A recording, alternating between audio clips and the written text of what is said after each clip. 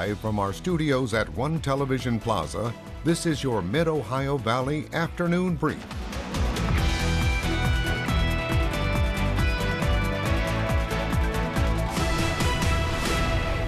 Good afternoon, Mid-Ohio Valley, and thanks for joining us. I'm Shyla, Florence. And I'm Jason, Leveille. Can you believe how nice it is today? It's so nice. It's absolutely beautiful. And after the last several days that we've seen, it's definitely a needed change of pace. Yeah, it was. I actually went out during my lunch break just so I could get outside. When I had left my apartment at just before 1 o'clock to come in today, it felt so much nicer, and even though we're still dealing with a lot of that water in the area, it's still pretty nice. And I've been starting to see some signs of spring in the area. I've been seeing the daffodil sprouts, some of the first flowers that grow at the very beginning of spring. It'll still take a couple weeks for them to grow, but they're on their way. They're coming. Now, right now, it's actually really nice outside. Looking out over Parkersburg on the Highmark sky cam, we've got plenty of clearer skies today. Still plenty of clouds in the region, but we're actually getting some sun. Temperatures have been in the mid-70s for the last couple of hours. Winds coming in at about 10 miles an hour. It feels absolutely great. And today is the first day that we're actually reached 70 degrees in the Mid-Ohio Valley, really across the entire region. And some places farther down to the south have even hit 80, especially down towards Huntington. Now, through the rest of the evening tonight, we're expecting to get down into the mid to low 60s with these mostly clear skies continuing throughout the night and at least the morning of Saturday before we start seeing clouds come in the afternoon, as we do have the potential for a couple of storms in the area. And some good news, the flood warnings have thinned only to a couple in Athens, Meigs, Vinton County, and areas a little bit farther to the west. So we're still dealing with some ongoing flooding for the rest of the night tonight, and then we're watching for potential severe storms throughout the afternoon on Saturday. That's kind of what we're looking at, and I'll have more details a little bit later on. 75 degrees. That's nice. It's a lot warmer than we should be at this point in March, but I'm not complaining about it right now because winter, this was one of the harsher winters that I've lived through in my life. Yes, I know I'm from the South, but we're going to gloss over that fact. Taking a look at some of our local stories now. Ritchie County is set to receive millions of dollars in federal funding for critical water upgrades as part of a statewide package announced by U.S. Senator Shelley Capito. Capito says the money comes through congressionally directed spending for the fiscal year 2026, targeted at water and wastewater projects across West Virginia. In a statement, she said, quote, "The need for clean water across West Virginia is critical. These investments will go a long way in making sure communities across our state have more efficient water systems that better serve residents and businesses. By directing federal funding to projects like these, we are helping ensure stronger, healthier communities and a brighter future for all West Virginians," end quote. The city of Pennsboro will receive $2.5 million. That funding will be used to replace aging infrastructure and non-operational water valves, with the goal of boosting firefighting capabilities and reducing water loss. Senator Capito says all of these projects in the federal funding package are aimed at delivering clean, reliable water services and stronger infrastructure for the communities across the state. And I know that announcement came just a year after another part of the Pennsboro water system was also replaced when they got a new, I believe, filtration system. I think last year our Logan Riggenbaugh actually covered that. So this is pretty close to about that time. Yeah, she did a story with them too almost a year ago because they were testing positive for lead and other things in their water. So this is a big deal. This is big. Hopefully this will improve things in the water in the months or years to come. hopefully for a long time. Yeah. Now, West Virginia's deer harvest is down sharply this season with a percentage drop in the double digits. The Division of Natural Resources says hunters took 92,553 white-tailed deer during the 2025-26 seasons. That's a 17% drop from last year and a 14% below the 5-year average. Wildlife officials point to an abundant acorn crop that spread deer out across the landscape, making them harder to hunt, and an outbreak of hemorrhagic disease in several western counties. Buck firearm season accounted for more than 33,000 deer, with another 29,600 taken during archery and crossbow seasons, and just over 3,100 during the muzzleloader season. And I know our area specifically was being hit pretty hard by that hemorrhagic disease that came through about the second half of last year. Yeah, we were.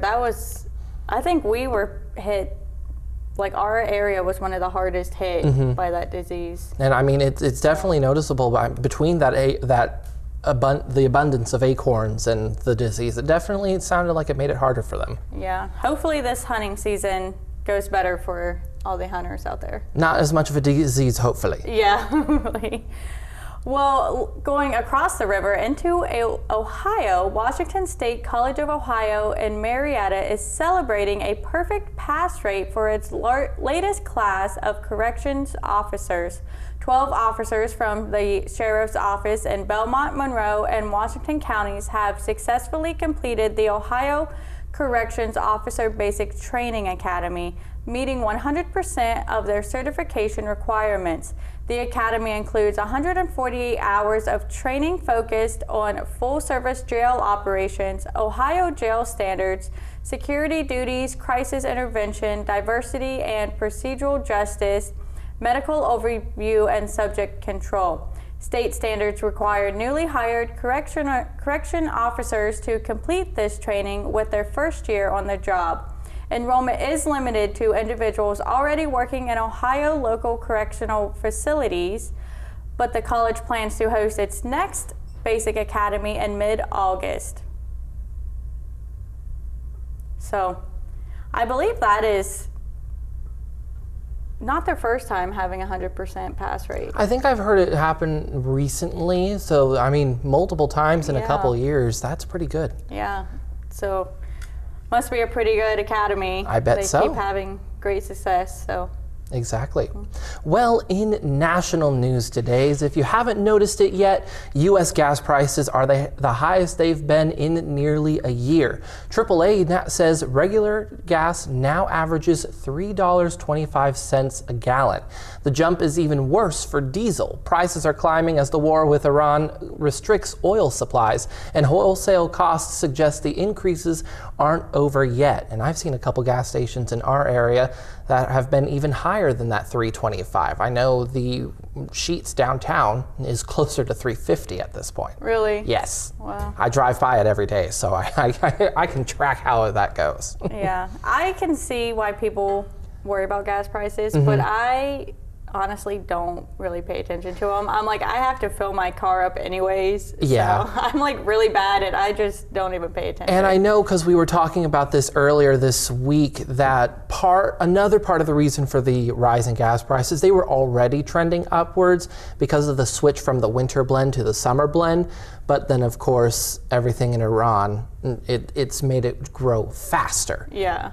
It certainly has been growing quite fast. I'm already yearning for the $2.40 we were seeing. I don't remember when, but in the last like 18 months. Yeah, that would be nice. It would. It would, especially with the trip coming up. Yeah. Well, coming up, we'll have a look into what stories our reporters are working on. Plus, Jason Livia will have your full forecast.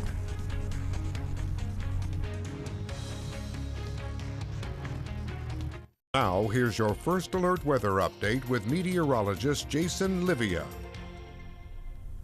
Well, it's been a really nice day in the Mid-Ohio Valley today, and it's one of the first days this year that we've actually reached about 70 degrees. Currently, looking out over Marietta right now, we're mostly around those low to mid 70s, 75 to be exact, with plenty of sunshine in the Mid-Ohio Valley and winds coming in at about 10 miles an hour. Now, temperatures across the region are definitely some of the warmest they've been so far this year, with areas farther down towards Charleston and even Huntington already at 80 degrees. Now, through the rest of this evening tonight, we're expecting to stay around the mid 70s in the Mid-Ohio Valley and then cool down into the low 60s overnight tonight, with plenty of somewhat clear skies moving through the region, and we're looking to get into the upper 70s throughout the day on Saturday. Now, we do still have a little bit of ongoing flooding in the area, so we're still under a first alert weather day while that continues, and we are watching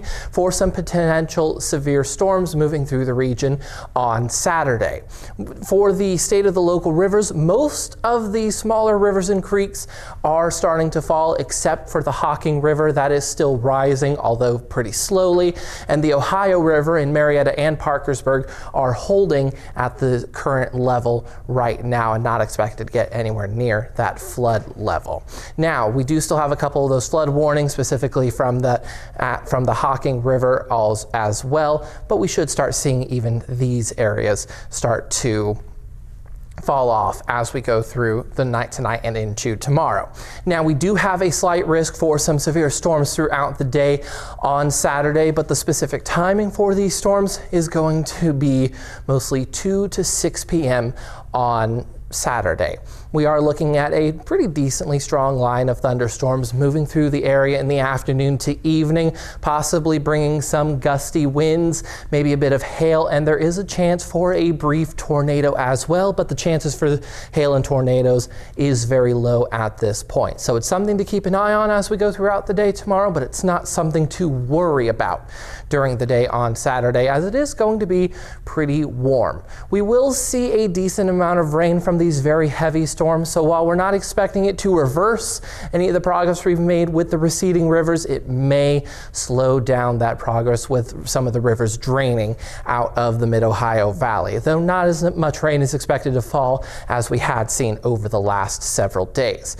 Now, when it comes to the weekend, we'll see a cold front with the storms come through Saturday, bringing us into the low 60s for Sunday, which is when the clocks spring forward, and then 71 on Monday. And with the clocks springing forward an hour, our sunrises will start to come in at 7:48 in the morning, and we'll start seeing sunsets after 7 p.m. in the evening, and we won't see anything before 7 p.m. for several months. And we'll also see the return to the 70s heading into next week. Back to you, Shyla. Thank you, Jason. Now let's take a look at what our newsroom has been working on. So Megan, what do we have going on today? Yeah, well, speaking of the time change and looking ahead, we do have a story today on the time change about how that impacts sleep. So one of our reporters is kind of getting the scoop on that to figure out how people can kind of adjust their sleep cycles and prepare to have less sleep during the time change. Another thing, the Easy Rider bus stop in front of the Vienna Senior Center is now open. So that's pretty exciting for anyone who loves to go out and about, but a little mobility might be a little hard sometimes. So that's open, as well as the Ohio Association of Student Leaders Conference is happening in Belpre High School. And this is pretty cool. So this has actually been around since 1953. And it's basically, they have a conference annually, and students from all across Ohio will come to one school, and it's basically a giant leadership conference.